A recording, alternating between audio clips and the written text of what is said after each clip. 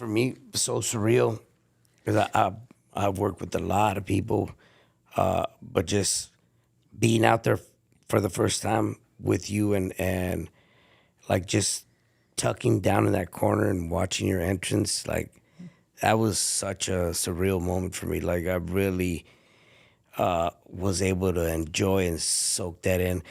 The older I've gotten, the more nerves creep up on me, which it's crazy. Like I want to go back to that feeling when I was excited and I had no nerves. If I messed up, I messed up. I'd figure it out. Right. Now it's like my head is going crazy trying to figure out.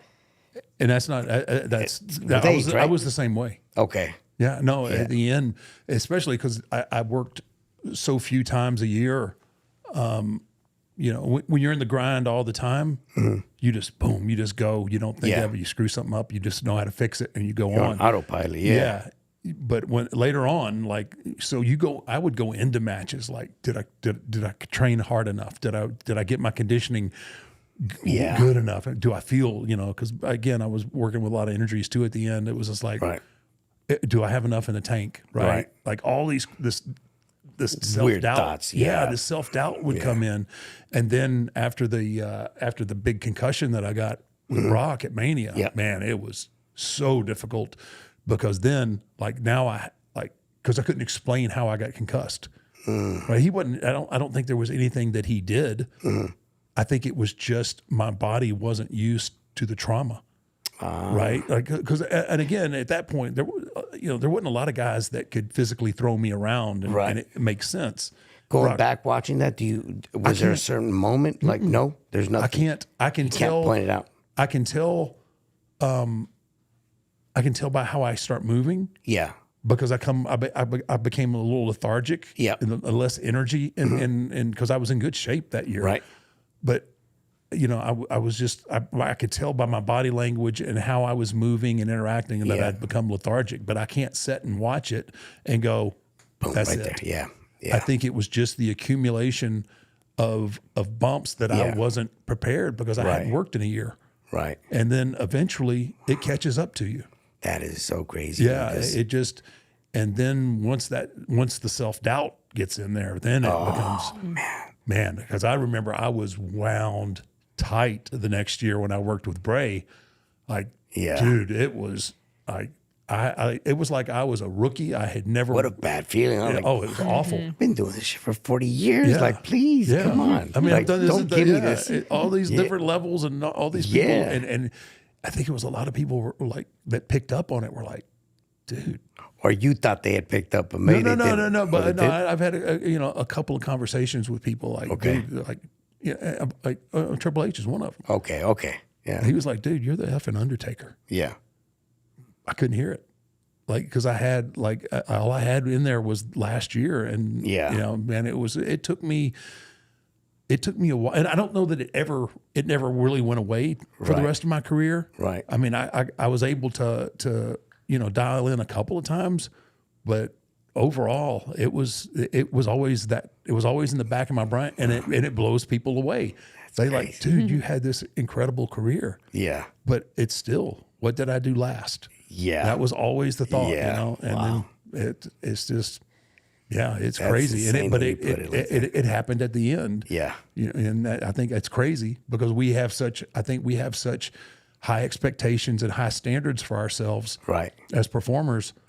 That you don't give yourself, I think, grace. Yeah. Right. You don't give yourself grace. I should be that same guy that I was when I was 28, 30, but you just have to accept. You have to accept. You have to learn how to accept it. And I couldn't do it. Yeah. I can do it now. Yeah. But I couldn't then. Yeah. Right. So, I mean, it's easy now. Like, oh, okay. Yeah. Well, but up until what age did you stop wrestling? I think I wrestled till I was 54. 54. Yeah, I wrestled 20. Yeah. Okay. I think I was about 50. Yeah, I think I wrestled till 54. I still got about 10 years then. I said 54. Oh, yeah. Yeah. About right. Yeah, of course you are. That's why you wear that mask, brother. Right. I'm covering it all up. The mirror doesn't lie. But yeah, it's just a matter of processing and accepting and moving on. And again, you have to, and I wish again I would have had the presence of mind back then. But you have to realize that your reflexes aren't as fast, right?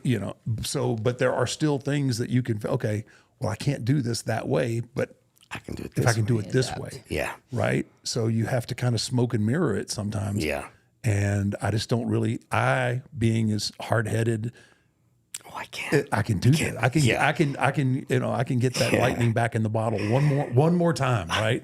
That was one of the big problems that I had because I wanted that signature statement. Right. I got it with AJ in the Boneyard, but I wanted that match in the ring where it was 2005 again, right? Where I don't think in those areas I don't feel like anybody could touch me, right? Oh, and that's what I wanted, fire. Right? And that's what I wanted, and it wasn't going to happen, and I was just not smart enough to figure that out. Wow. But you're incredible, though. No, I mean, for 89 to 2026, brother, you get around really well. You also got to keep in mind, like my body weight compared to yours which is a lot. I think it's a lot less of a beating, even though I've had my. That's what I was going to say. Yeah. For the bigger guys, I think that it's got to be much harder, for all the years they put in the business and all the surgeries they've gone through. Just the left one has gone through about 14 of them. Holy moly. Wow. And the right one, just one surgery.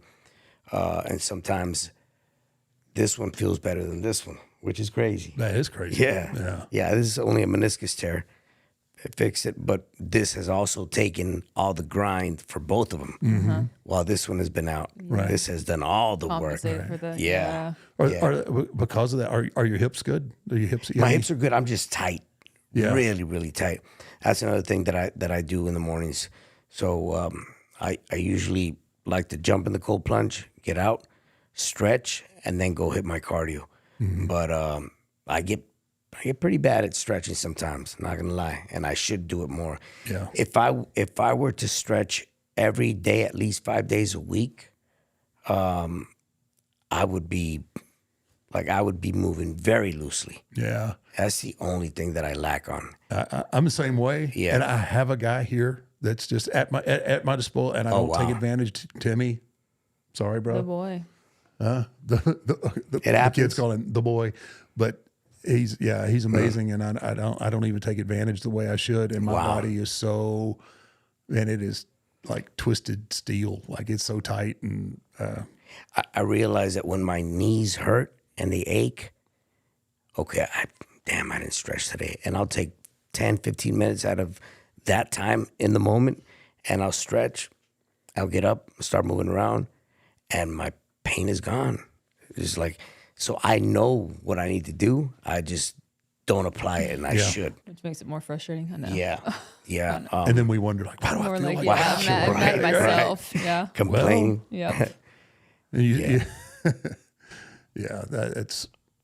I will say that, and she'll go, well, have you stretched? Like, no, I don't know. Do I need to? What do you Clearly.